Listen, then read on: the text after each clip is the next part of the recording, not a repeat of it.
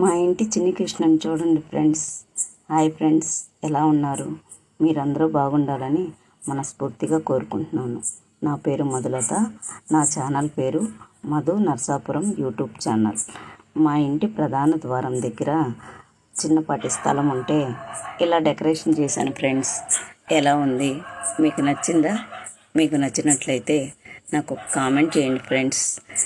నేను గుళ్ళు పరిచయం చేస్తున్నాను కదా ఫ్రెండ్స్, దాంతోపాటు దీన్ని కూడా పరిచయం చేయాలని, మా ఇంటి ఆవరణను కూడా పరిచయం చేయాలనుకున్నాను.